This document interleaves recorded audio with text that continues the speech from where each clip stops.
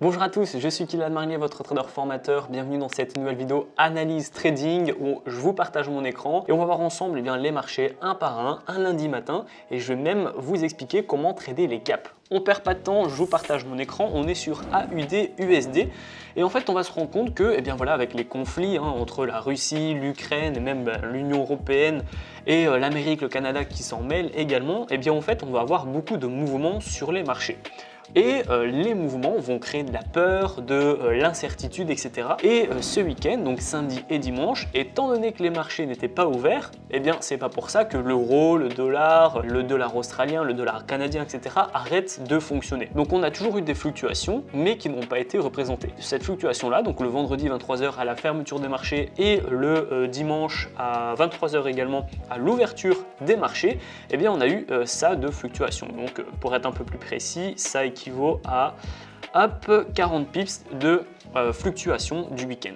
Et là actuellement on va voir un gap baissier, ça veut dire que les prix ont ouvert plus bas qu'est-ce qu'ils ont fermé le vendredi. Et les gaps sont pour la plupart d'entre eux à chaque fois ravalés. Parce que les prix n'aiment pas garder des trous en fait dans le graphique, donc ils vont chaque fois les ravaler. Et ici, à la suite de mon analyse que je vous ai fait sur mon canal Telegram, que vous pouvez suivre, c'est dans la description, on est presque 700, je vous ai envoyé beaucoup de signaux de trading parce que il va y avoir pas mal d'opportunités en fait cette semaine avec justement les annonces fondamentales, mais également les gaps en trading. Donc par exemple, comme je vous ai dit sur AUD USD, on va avoir quelque chose d'assez intéressant. On va bouger plutôt par exemple en H4 pour avoir une vision un peu plus lointaine et on voit qu'en H4 on a un super canal haussier.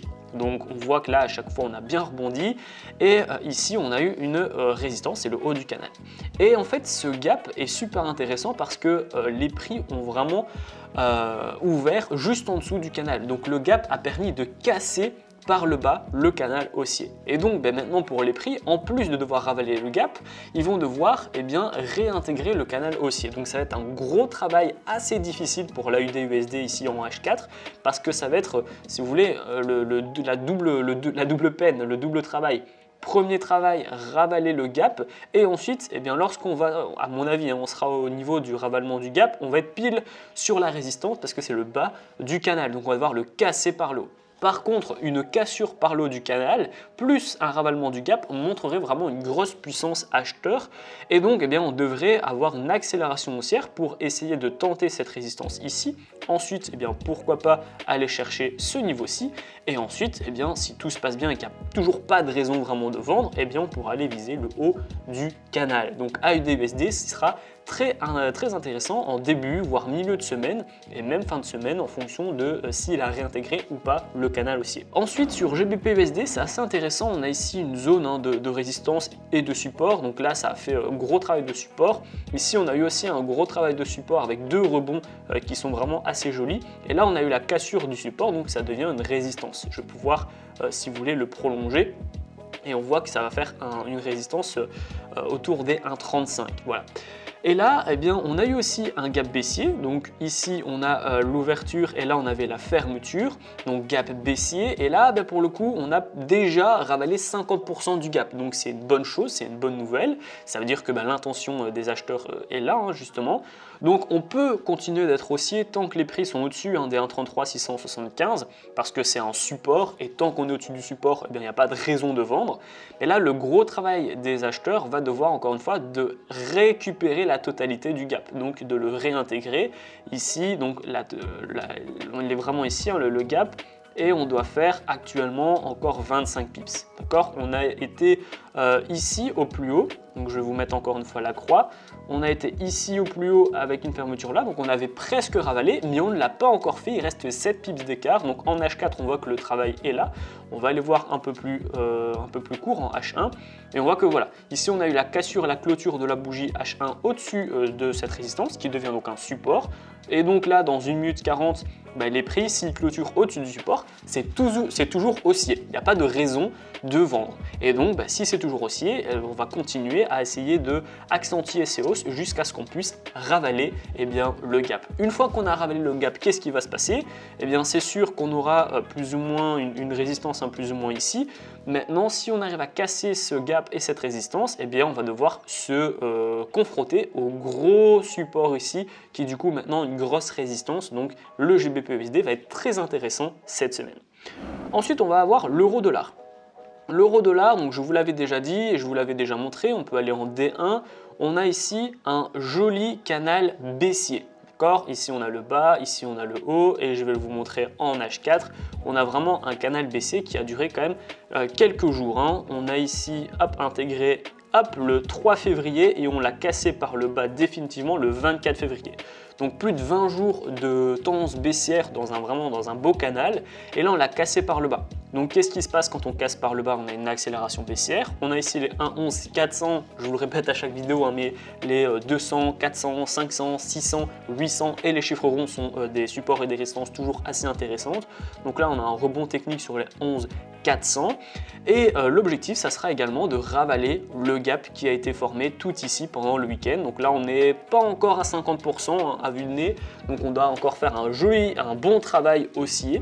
Donc là les acheteurs, la priorité ça va être de ravaler le gap et une fois qu'on aura ravalé, un petit peu comme la USD, ça se ressent parce que c'est corrélé, on va pouvoir aller chercher à réintégrer le canal baissier. L'objectif vraiment des acheteurs quand on va réintégrer le canal baissier, donc je vous le remontre, ça va être de casser le support du canal baissier pour ensuite essayer d'aller chercher la résistance du canal baissier. Et la résistance est plus ou moins ici, donc à mon avis on va aller chercher les 1,13 pour les acheteurs cette semaine. Ensuite on va avoir l'USD GPI.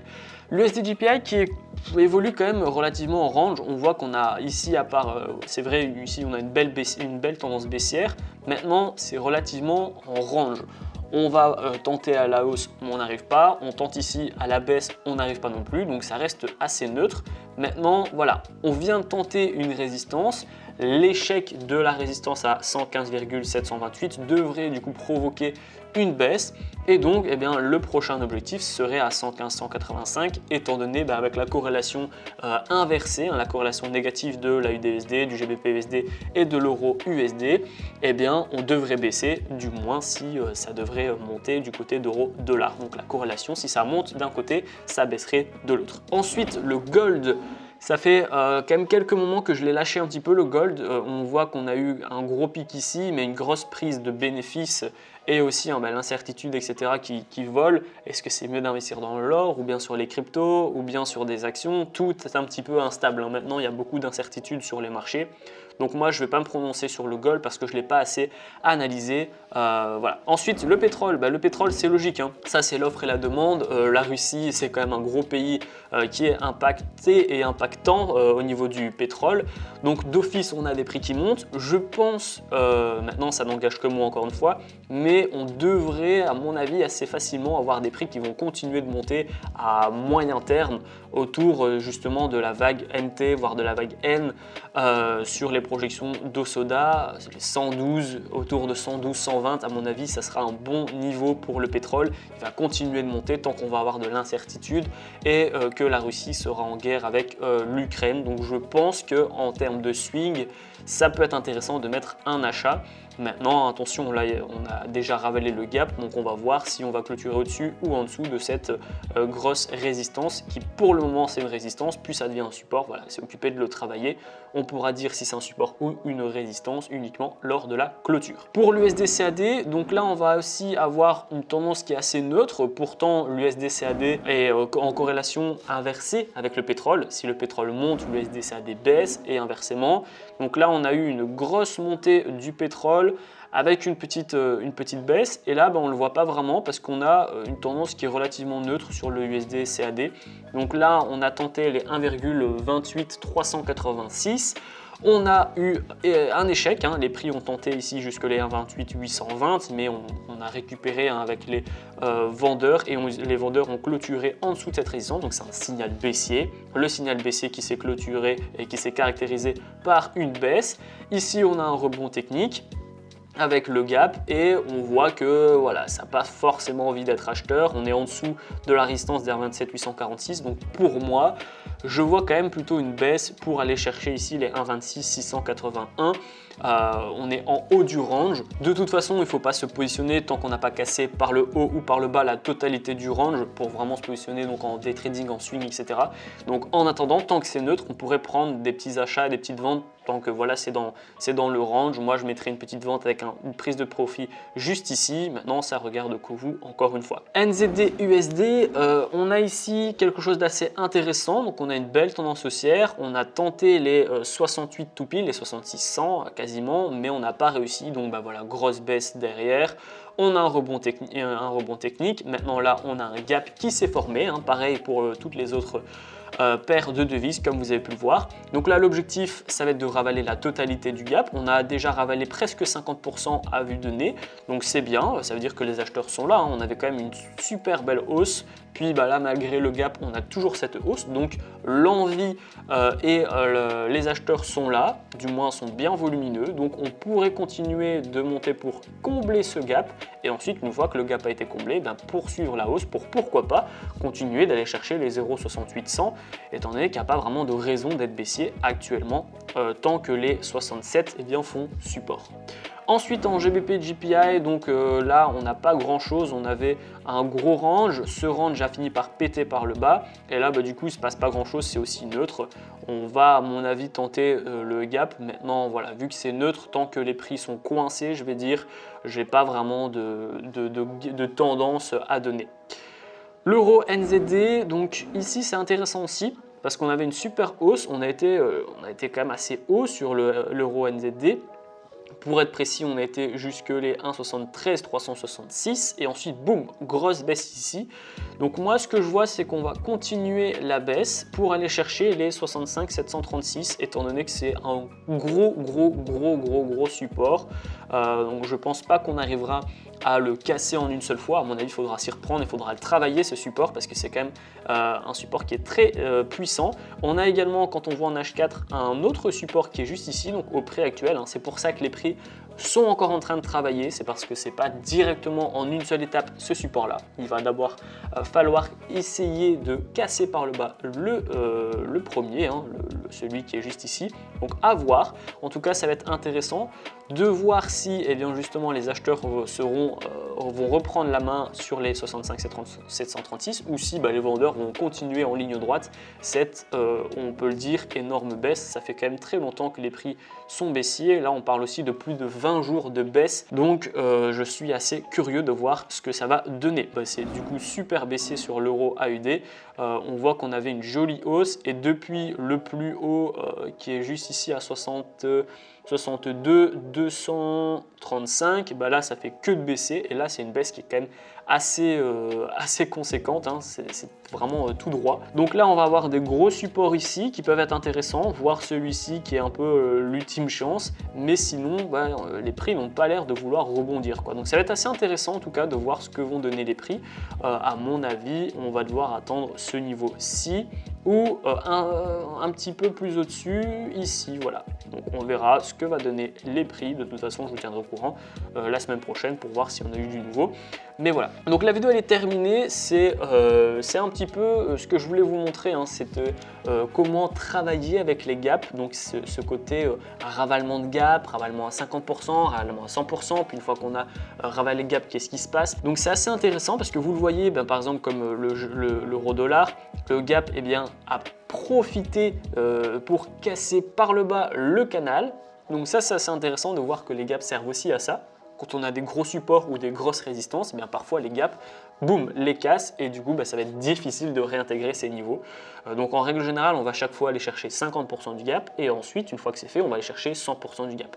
La plupart des cas, un gap se ravale. Maintenant, il peut se ravaler en 2 minutes, comme en 2 heures, comme en 2 jours, comme en 2 semaines, comme dans 2 ans. Les graphiques n'aiment pas avoir des trous, donc ils aiment bien les renfermer, ces trous. On parle du coup d'un ravalement de gap, mais c'est assez incertain. On ne sait pas quand est-ce qu'ils vont justement réussir à réintégrer ces gaps. Donc pas mal d'opportunités cette semaine, avec le technique, avec les gaps. comme avec le fondamental, avec ce qui se passe entre la Russie et l'Ukraine. Donc ça va être assez intéressant de voir ce que va donner vos sessions de trading. Dans tous les cas, dites-moi en commentaire si vous avez déjà trouvé des opportunités, si vous êtes déjà justement mis en position. Également, eh bien, dites-moi quelle est la stratégie que vous allez utiliser dans ce contexte actuel. Pas forcément aujourd'hui, pas forcément cette semaine, mais plutôt dans le contexte actuel avec ce qui se passe entre la Russie et l'Ukraine. Est-ce que vous allez faire du scalping? Est-ce que vous allez faire du swing? Est-ce que vous allez garder votre stratégie ou est-ce que vous allez complètement la changer? Voilà, dites-moi tout en commentaire. Dans tous les cas, si vous avez encore des difficultés avec le trading, vous allez retrouver ma formation dans la description pour faire vos premiers pas et vos premiers gains dans le monde du trading. Je vais vous donner des plateformes super ergonomiques pour les débutants. Ensuite, je vais vous donner des stratégies de trading toutes faites, spéciales pour les débutants que vous allez pouvoir essayer et travailler en compte de démonstration. Je vais également vous donner des indicateurs qui sont super faciles, qui vont vous expliquer comment acheter, comment vendre, comment prendre vos profits, etc. Ensuite, je vais vous expliquer comment j'ai fait mes premiers 1000 € par mois avec le trading pour que vous puissiez vous inspirer et copier ma méthode. Et enfin, on va voir ensemble les take profit et les stop loss pour que vous puissiez être un trader qui dure dans le temps. La vidéo, elle est terminée. J'espère qu'elle vous a plu. Si c'est le cas, n'hésitez pas à la liker, à la partager. Surtout, abonnez-vous. Et puis, moi, je vous dis à très bientôt pour les prochaines vidéos.